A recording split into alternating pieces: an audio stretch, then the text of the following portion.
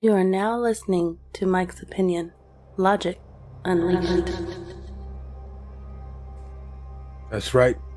You are now watching and listening to the Mike's Opinion podcast. Today, I'm going to share two very personal stories with you. I don't know what you believe,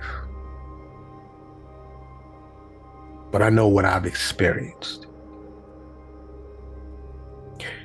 Before I do get started, I always want to know how you're doing. I hope you're doing okay.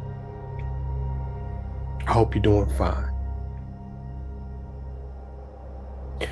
The stories I'm going to share with you today involve what's commonly referred to as paranormal activity, ghost, spirits, energies, if you will. Two of these experiences involve people that were near and dear to me.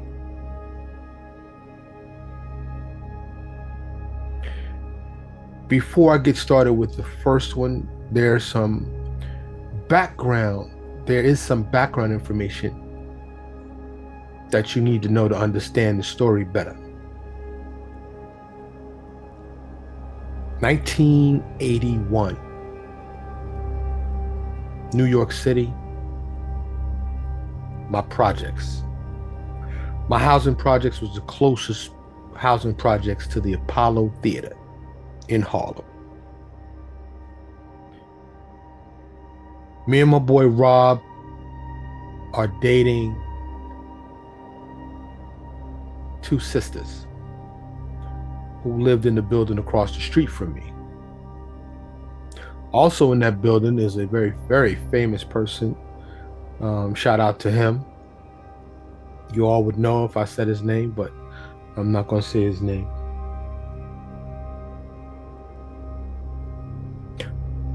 I was dating Kim, the elder sister. May Kim rest in peace. Kim and I dated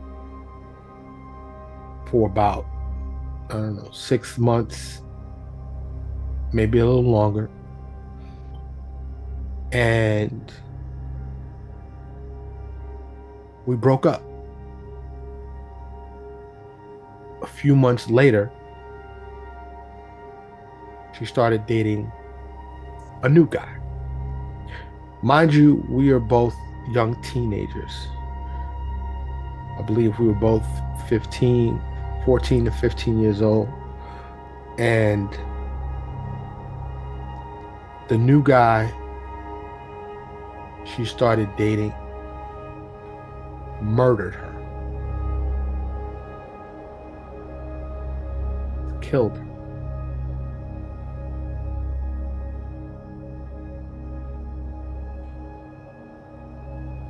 Fast forward to the year 2000. To the year 2000. Almost 20 years later. I am in a short-term lease in a one-bedroom apartment in Dallas, Texas. I still live in Texas to this day.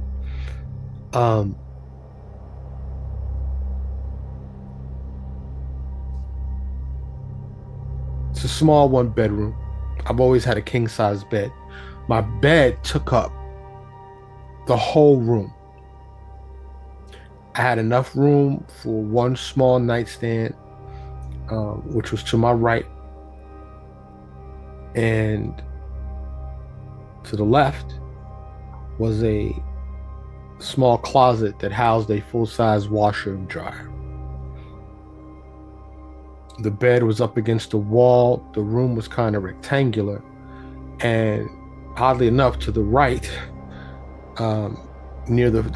past the foot of my bed, was my front door. There was a window also to my right, near the nightstand. And it was a small kitchen and whatnot. Very small apartment. I was getting ready to move into a house in another part of Texas, and I only had a few weeks left on my lease. I've always been a pet person, always had a pet. For those of you that know, I am petless right now because my pets have recently passed and I have not gotten new ones yet. But this is the longest I've been in my life without pets. During this time in this apartment in Dallas in the year 2000, I had a cat. Now we all think our kids or our pets are special. This cat was special. This cat would jump in the bathtub if I was in the bathtub. This cat was on me and with me wherever I was at when I was home. We were connected. And every night, Dusty, who was charcoal gray with beautiful green eyes, and I hadn't had him declawed, he had all of his claws. Every night, he'd sleep with me and he'd sleep on my arm. He'd sleep in the same position. I sleep in the same position. It was a regular routine. It was a regular thing. At this point in my life and the things I had going on in my life, I had not thought about Kim. I had not talked about Kim.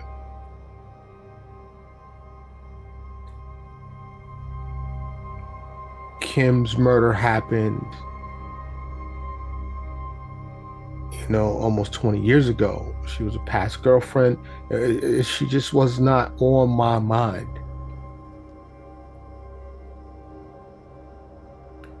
It's the dead of night, early morning hours. I don't recall noticing the time, but I sleep naked and I sleep in the dark. I prefer no lights. Back then I didn't wear a sleep mask like I do now. But it was dark, ambient light from an alarm clock, and like I said, there was a window. There was a parking lot outside, so very, very low light.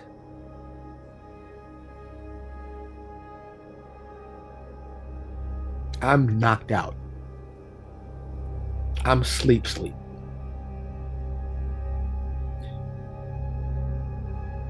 I awaken to my cat Dusty's claws digging into my arm, to the point that I still have the scars today, digging into my arm. And I wake up and I fling him. Like, he hits the closet. It was one of those folding opening doors, two doors that where the washer and dryer was. And it was, this was less than 2 feet from my bed. And it's the one, I'm like, what the fuck? What? And, I'm feeling this pain. And as Dusty jumps back up on the bed, I'm reaching over to my nightstand to turn on my lamp. I turn on my lamp. Dusty is back on the bed, tail straight up in the air, back hunched, curved, like those Halloween cats you see, curved, hair standing on end. And this cat is looking at something seemingly right near me. On, like I said, I had a big king size bed, and he's going in circle. He's circling whatever it is, and he's not taking his eyes off of it.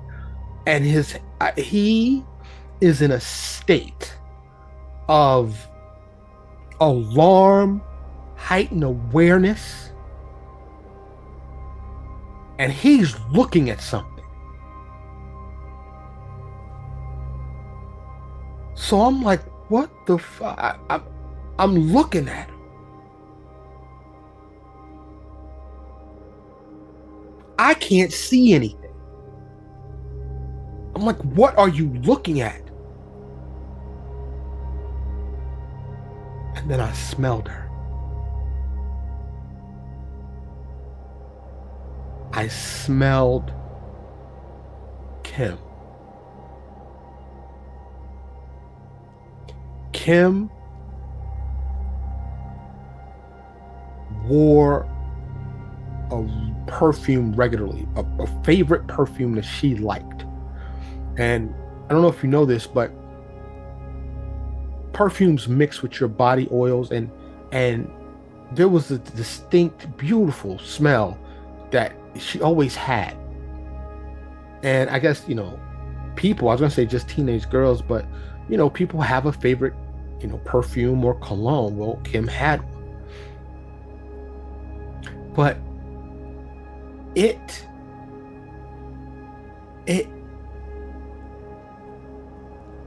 captivated me, it captured me, it hit me like a ton of bricks.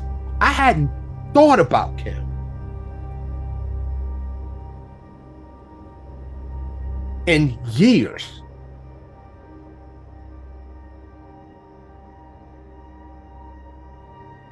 Immediately when it came to my awareness that it was Kim, that my cat could see, I realized how cold the room was. Unusually cold. Dramatically cold.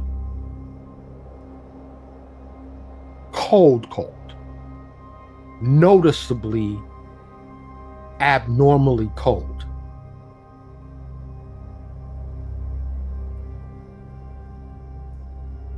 At this point that all of this is happening, I am overcome with feelings of love, of feelings of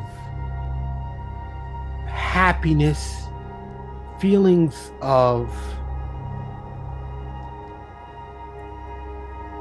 I just wanted to see you. Hi, how are you? It was all of these things being communicated to me simultaneously by this soul, this spirit, Kim's life force, her energy.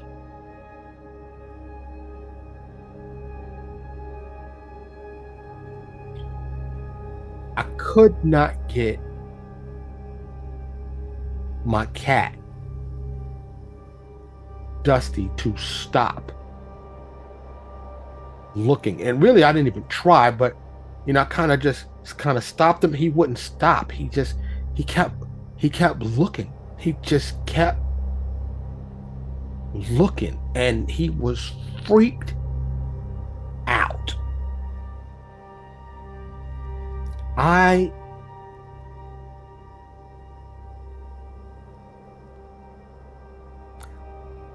didn't have a dream about her. This was sudden, clear, obvious, and evident. Kim was in my room. Her spirit, her essence, her, like I said, her life force, I don't know what else to call it. Her ghost was physically in my room. This lasted for a solid 5 to, I'd say, 7 minutes. I said, "Hello, Kim." I started talking to her. I'm woken up from a dead sleep. Okay, Kim is in my room. I hadn't seen her. To my knowledge, she hadn't visited me. At that point, I didn't recollect her visiting me. But this was profound. This was shocking. This was real.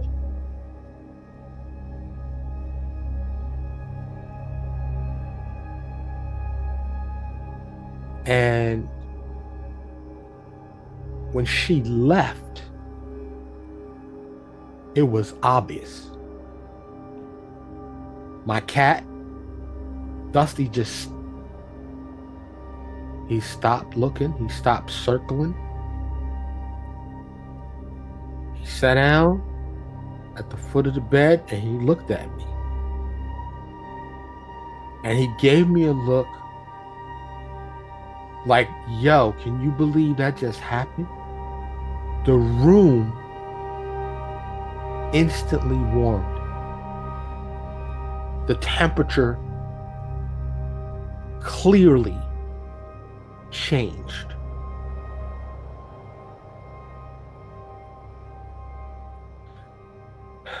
At that time, I was still working a 9 to 5 and I had to be to work.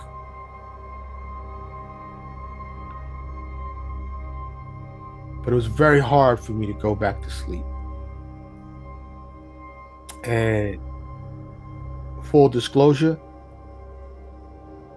I did not turn the lamp back off. I left it on. But I fell back to sleep and I woke up the next morning and there was blood on my sheets. My arm had been bleeding. And those, I didn't have to get stitches, but I cleaned it up, my arm up, and I had to put, I think some peroxide, and I had to go get some gauze. I got some gauze on the way to work. Like I said, I still have those marks on my arm today, my left arm.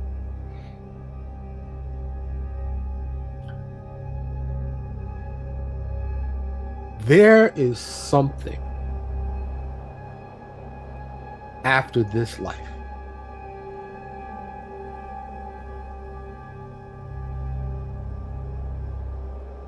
I come from a family who never really talked about this kind of stuff regularly, but I have overheard stories of my mother and my grandmother having paranormal experiences.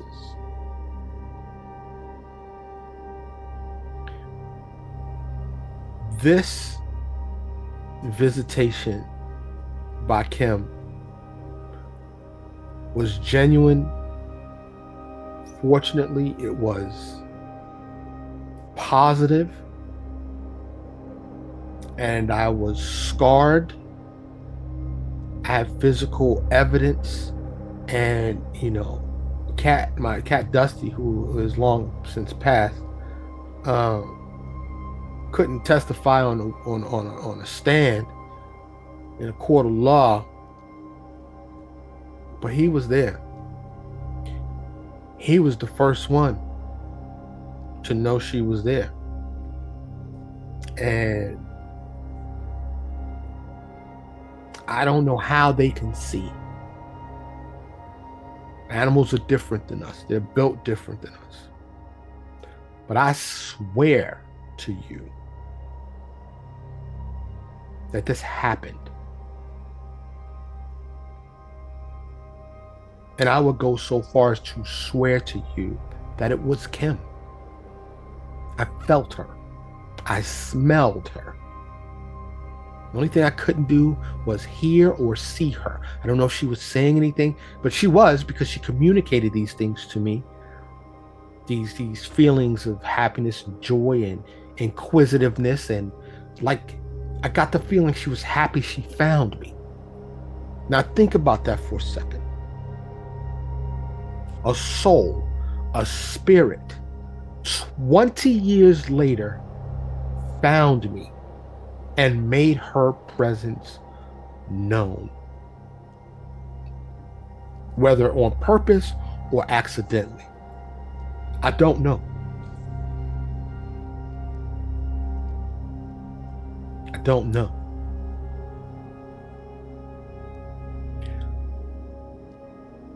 I have another story to tell you that happened to me and is happening to me.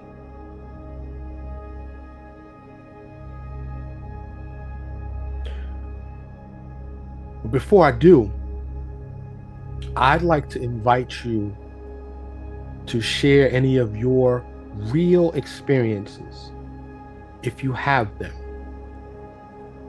Mike's Opinion Show at gmail.com.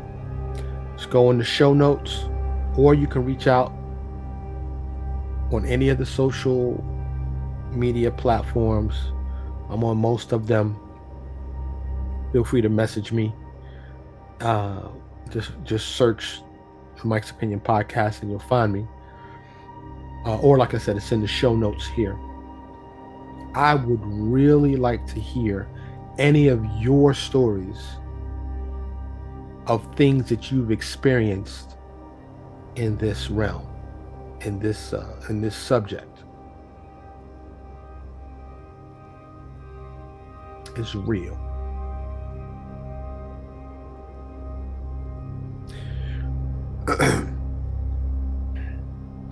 The next story I want to share with you isn't quite as profound yet. Actually, before I move on to the next one, I want to tell you real quick another one. It wasn't nearly as profound, but my grandmother, who was really like my mother, she raised me for most of my young life, for reasons I won't get into. My mother was in my life, very much so, but my grandmother raised me during my early years. And when she passed, she came to me, but she came to me in a dream while I was asleep. And if you have ever been visited by a loved one who has passed away in a dream, you know how it feels. It doesn't feel like a dream, as this didn't to me. When my grandmother visited me, she was beautiful, as she already, she always was, but she had, she had this dress on and this smile, and she never spoke words. We didn't interact verbally, but she let me know that she was okay on the other side. And this dream was it was beyond vivid. Beyond vivid. Beyond real. It was almost like a hyper reality. It was a visitation. So, how a soul or spirit can enter your dream world, I don't know. I don't know the science behind any of this. I dare say nobody does. What I can tell you for sure, having had experiences of this nature, is that there is something after this life on earth. I don't know what it is, where it is, how it is, or even why it is, but it is.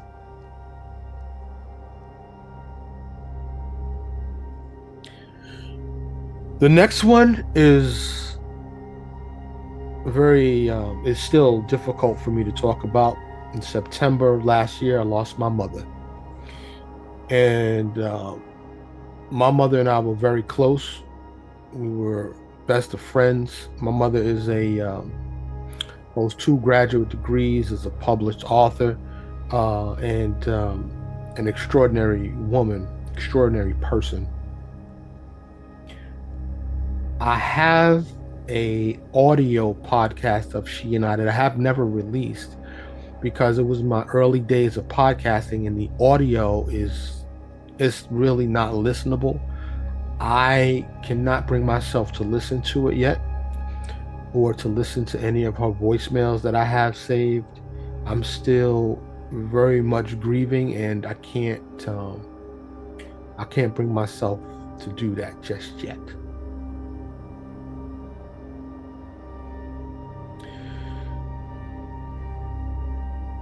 My mother, in her last years, lived with me, and in the last 6 months, she moved to be with my sister. But she was living with me when I acquired a brand new trash can for the kitchen. Stainless steel, rectangular, tall, and it has a motion sensor. This motion sensor, you just wave your hand on it, it opens.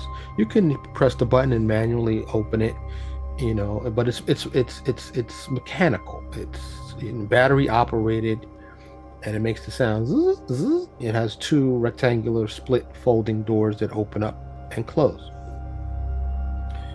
Well, my mother was fascinated. Okay, keep in mind, my mother was in her 80s. My mother was fascinated by this trash can, and she'd go throw something in the trash, and then she'd stand there and just mess with it. She was fascinated. She loved this trash can. She's like, this is awesome. And she would just go, zzz, zzz, she would open it and then close it, and she just, whoop, she just, throw her hand over it, and she was just fascinated that it was motion censored, and she really loved it.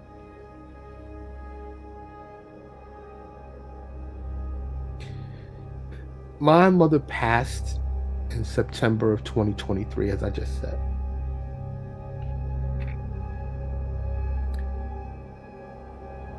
Prior to my mother passing, I've had no problems, no malfunctions, nothing has gone wrong with this trash can. Nothing.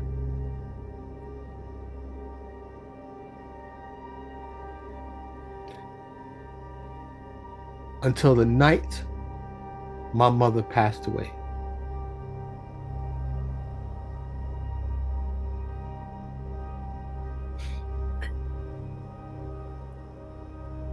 The night my mother passed away, well, I should say the day my mother passed away, my sister called me. I got that call. You never want to get that call. And she, let me know what had happened. A lot of stuff starts to start happening when that happens. That night, I'm in my office where I am now.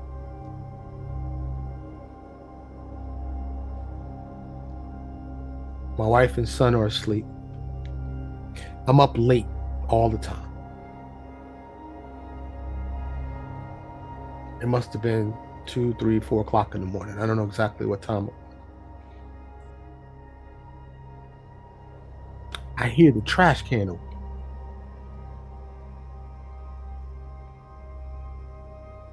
Then it closes. It makes a distinct sound. Zzz, zzz. It's like a little motorized sound. I hear it open. I hear it close. At that point, the first time, I was not sure that's what I heard. I thought it was, but I wasn't sure. Immediately, zzz, it opens again. And I think to myself, I don't have a large house. So it's a 2-story house, and I can hear if my wife or son comes downstairs. To my knowledge, they're asleep upstairs. So I'm like, who's downstairs in the kitchen? I get up. I have to turn a couple of corners to get to the kitchen, but I realize the light's off. Nobody's in the kitchen. So before I even turn the corner to go into the kitchen, I see the lights off. I stop because I'm like, hold up. Is somebody in my house that ain't supposed to be in my house? I don't want to run into wife or son because it's dark. I don't have a whole lot of lights on in the house. It's night mode in my house. So I stand there for about, I don't know, 20 seconds or so, just listening. I don't know if I'm gonna have to go get that thing, or if I'm just gonna have to knuckle up. I'm thinking, and like I said, at this point, I don't have any pets. Because pets, especially cats, they be all over the place, right? I don't hear nothing. So turn the corner, I go in the kitchen, turn on the light. Nobody's in the kitchen. Trash can lid is closed.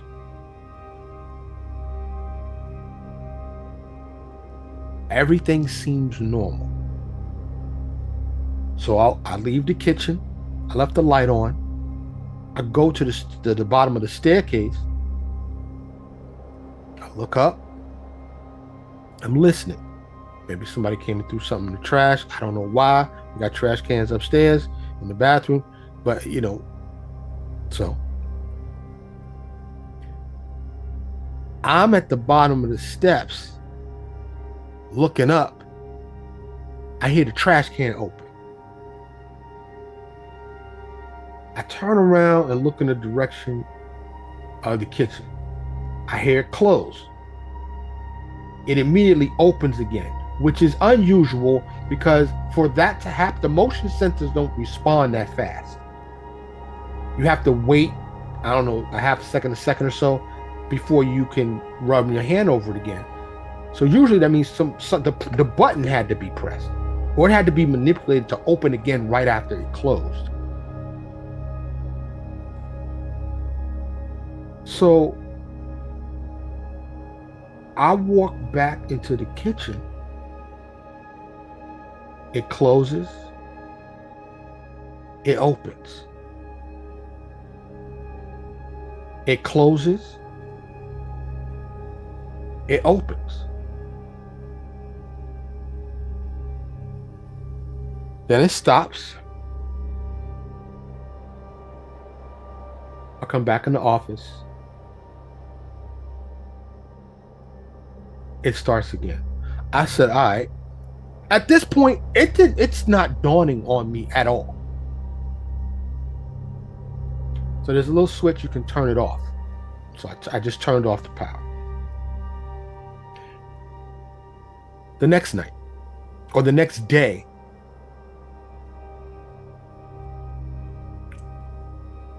I told my wife what had happened. And she said, that's Mom.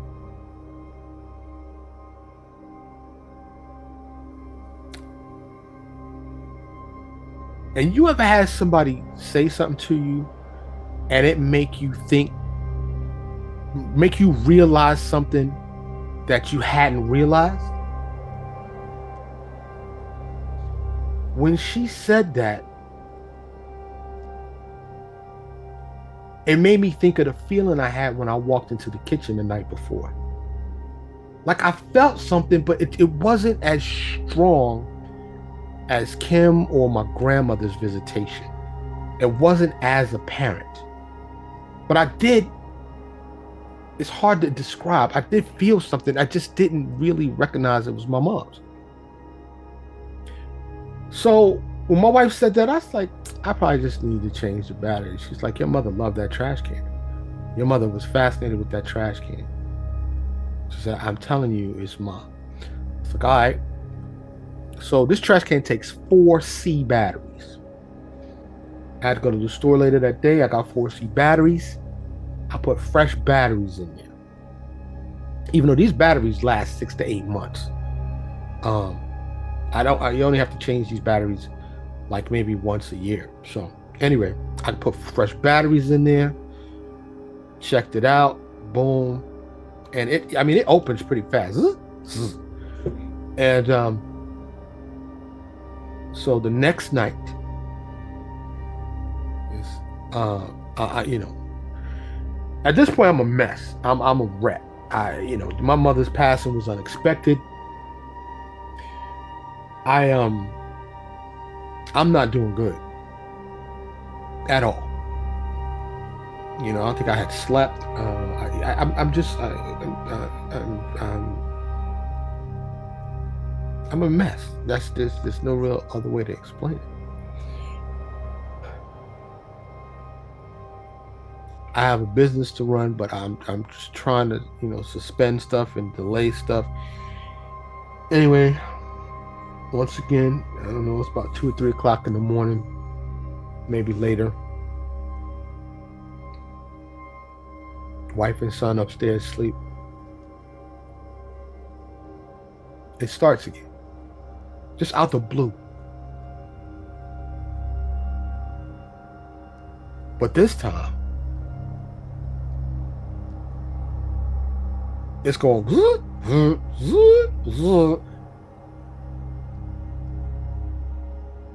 I'll go walk into the kitchen.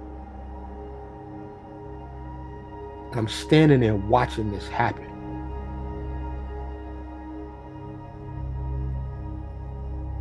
And like I said, it wasn't a profound, obvious feeling. It's more of a hint of a presence.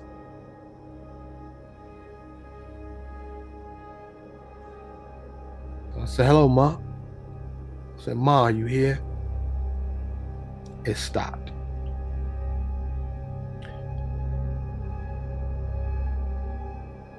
Over the next couple of weeks, I went through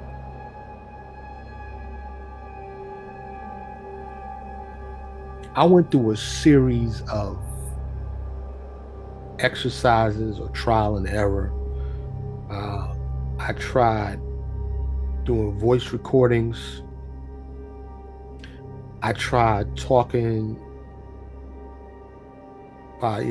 saying, asking a question and saying, "Hey, if it's yes, open the trash can once. If it's no, open the trash can twice." I'm trying to communicate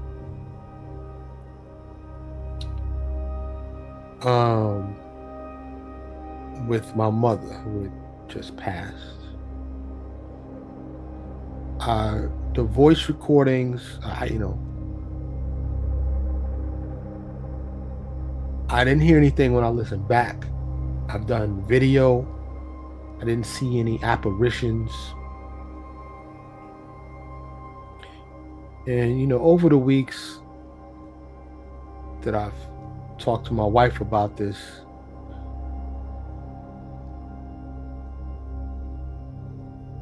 she said, "Your mother just wants to let you know that she's all right, that she's here."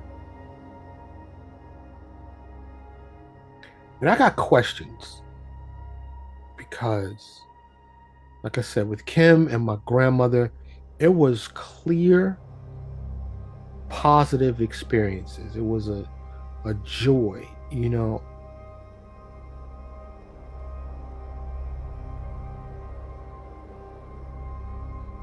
With this interaction, I don't know what it is. My wife interprets it as positive. Mom just loves the trash can. This is her way of communicating, letting you know that she's here.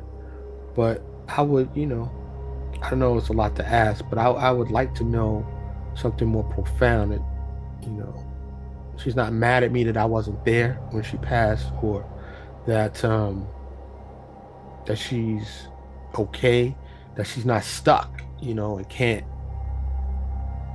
go to the light. I don't know, as they say.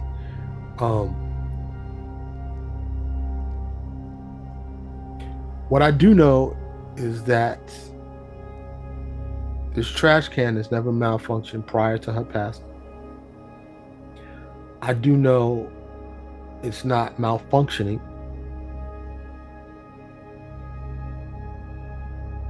I know those things. So, is my trash can haunted by my mother? I don't know.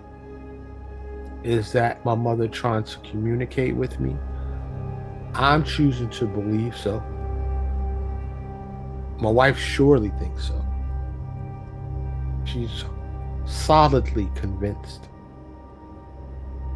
It is awfully ironic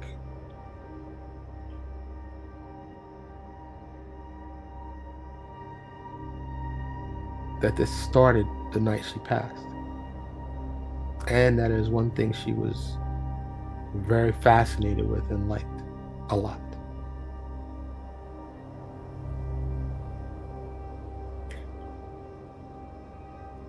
Those are the experiences I wanted to talk about today. I wanted to let you know what I've experienced and continue to experience, because the trash can thing happens tonight, or happened tonight. It happens almost every night, but not every night, which is another verification that it's not a malfunction, because it will be one or two nights where it doesn't happen. Then there are some nights that happen so much that I reluctantly hit the switch and turn it off. And I've said to my mother, communicate with me another way.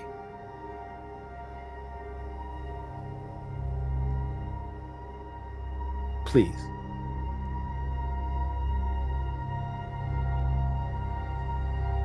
But it did happen again tonight. Opened 2 or 3 times and then it stopped. I didn't even have to hit the switch, it stopped on its own.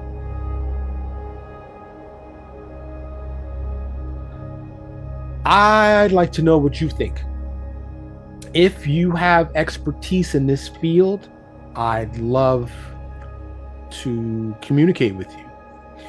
If, like I said, you've had similar experiences, reach out.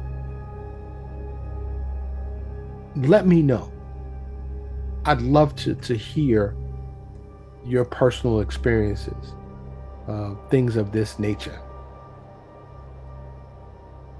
There's something after this life. There is. As always, I thank you for listening and for watching on YouTube. I hope you're doing okay. I'm Mike. This is the Mike's Opinion Podcast. Thank you so much for listening to Mike's Opinion. Logic Unleashed.